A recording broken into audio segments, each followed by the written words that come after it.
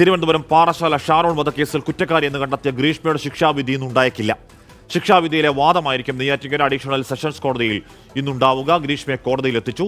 ഷാരോണിന്റെ കുടുംബവും കോടതിയിലെത്തി. ഗ്രീഷ്മയുടെ അമ്മ സിന്ധുവിനെ വെറുതെ വിട്ടതിനെതിരെ നിയമ നടപടിക്കില്ല എന്ന് ഷാരോണിന്റെ സഹോദരൻ ഷീമോൻ പറഞ്ഞു. തീർച്ചയായിട്ടും നിയമം വഴി കിട്ടാവുന്ന പരമാവധി ശിക്ഷ കിട്ടുമെന്ന് തന്നെയാണ് ഞങ്ങളുടെ പ്രതീക്ഷ. കോടതിയിൽ ഞങ്ങൾക്ക് വിശ്വാസമുണ്ട്. ഞങ്ങൾക്ക് വേണ്ടിയിരുന്നത് ഗ്രീഷ്മനെ തന്നെയാണ്. പിന്നെ അമ്മാവിനെ കുറ്റം ചുമത്തിയിട്ടുണ്ട്. അപ്പോൾ ഞങ്ങൾ പ്രതീക്ഷ പോലെയുള്ളൊരു വിധി തന്നെയാണ് ഇന്നലെ വന്നത്. തെളിവുകളുടെ അടിസ്ഥാനത്തിലാണ് കോടതി ഇപ്പം വിധി ഇന്നലെ വന്നിട്ടുണ്ടായിരുന്നത്. അപ്പോൾ അത് ഞങ്ങൾ മാനിക്കുകയാണ്. ഷഫീദ് റാവുത്തർ, സജോ ദേവസ്യ, സലിം മാലിക് എന്നിവർ ചേരുന്നു. ഏറ്റവും പുതിയ ആദ്യം ഞാൻ സജോയിലേക്ക് പോകുന്നു. സജോ, ഇന്ന് ശിക്ഷാവിധി ഉണ്ടാവാതിരിക്കാനുള്ള കാരണം വാദം നീണ്ടുപോകുമെന്ന സംശയം കൊണ്ടാണ്. ഈ അപൂർവമാണ്. പ്രതിക്ക് പരമാവധി ശിക്ഷ നൽകണം എന്ന ആവശ്യം പ്രോസിക്യൂഷൻ കോടതിയിൽ മുന്നോട്ട് വെക്കുന്നുണ്ടോ സജോ?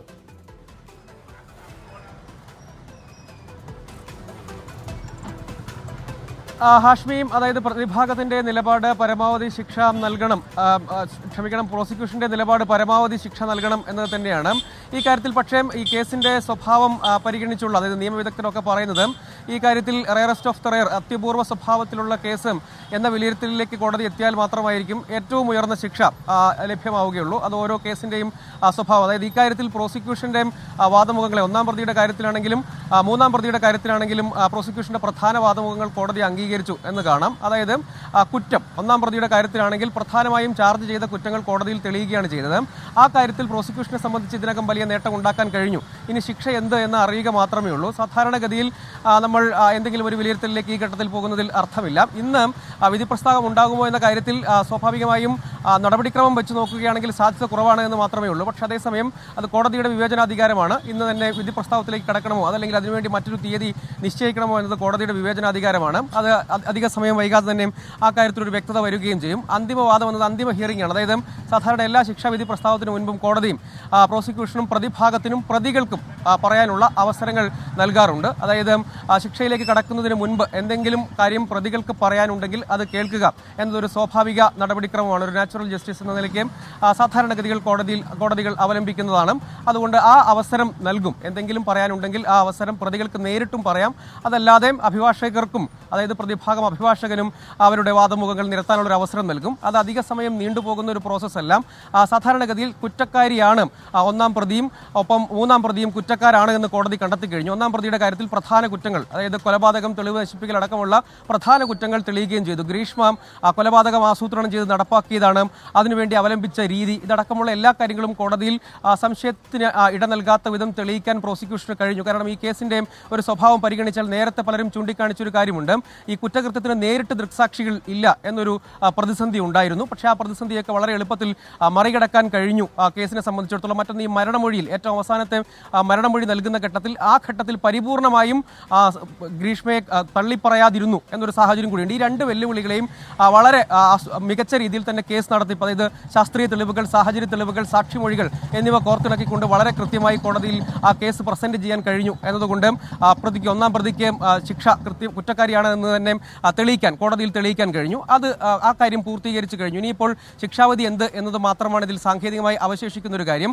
രണ്ടാം പ്രതിക്ക് സംശയത്തിന്റെ ആനുകൂല്യം ലഭ്യമായി എങ്കിൽ തന്നെയും പ്രോസിക്യൂഷനും അന്വേഷണ സംഘത്തിനും വലിയ നേട്ടം. അതായത് സംസ്ഥാനമാകെ ചർച്ച ചെയ്ത ഒരു പ്രധാനപ്പെട്ട കേസിൽ അത്തരം വെല്ലുവിളികൾ, നേരത്തെ സൂചിപ്പിച്ച രണ്ട് പ്രധാനപ്പെട്ട വെല്ലുവിളികൾ, നേരിട്ടുള്ള സാക്ഷിമൊഴികൾ, മരണമൊഴിയിൽ ആദ്യഘട്ടം മുതൽ തന്നെ 11 ദിവസം ആശുപത്രിയിൽ കിടക്കുന്ന ആദ്യഘട്ടത്തിൽ യഥാർത്ഥത്തിൽ ഷാരോൺ പ്രണയിനിയെ അവിശ്വസിച്ചിരുന്നില്ല എന്നതുകൂടി കാണണം. പിന്നീടാണ് അത് മനസ്സിലാക്കുകയും ചതി നടന്നുവെന്ന് പിതാവിനോട് പറയുകയും ചെയ്യുന്നത്. ആ സാക്ഷിമൊഴിയും അടക്കം മറ്റൊന്ന് സുഹൃത്തിന്റെ സാക്ഷിമൊഴിയും സഹോദരന്റെ മൊഴിയും ഒക്കെ ഈ കേസിൽ പ്രധാനപ്പെട്ടതായി മാറി പിന്നീട് എന്നത് നമ്മൾ കണ്ടതാണ്. അതുകൊണ്ട് ഈ കാര്യത്തിൽ ഇനിയിപ്പോൾ എന്താണ് ശിക്ഷാവിധി, എന്താണ് ശിക്ഷ എന്നറിയുക എന്താണ് അത് കേരളം ആ ശിക്ഷാവിധിക്ക് കാത്തിരിക്കുന്നുണ്ട്. നെയ്യാറ്റിൻകര അഡീഷണൽ സെഷൻസ് കോടതിയും 11 മണിയോടുകൂടി ആദ്യ കേസായി തന്നെ പരിഗണിക്കും.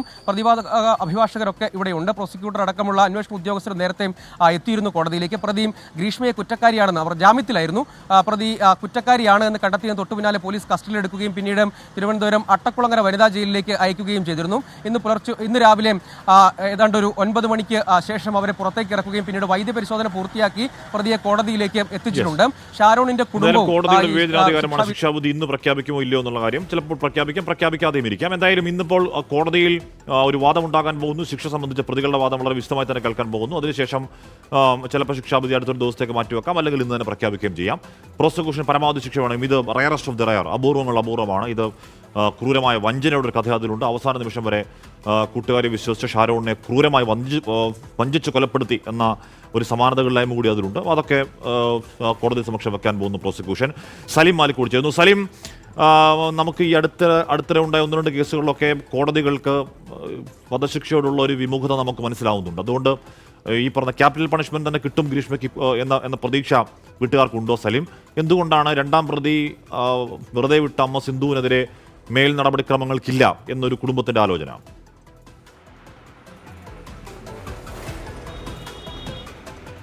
ഹാഷ്മി, ഈ കുടുംബത്തെ സംബന്ധിച്ചിടത്തോളം, അത് ഏതൊരു കുടുംബത്തെ സംബന്ധിച്ചിടത്തോളവും പരമാവധി ശിക്ഷ, ഒരു കുറ്റകൃത്യത്തിലെ പരമാവധി ശിക്ഷ എന്നുള്ളൊരു ആവശ്യം അവർ മുന്നോട്ട് വെക്കുന്നതാണ്. സമാനമായി തന്നെ ഇവിടെയും ഈ കേസിലെ ഏറ്റവും പരമാവധി ശിക്ഷ എന്ന് പറയുമ്പോൾ വധശിക്ഷയാണ്.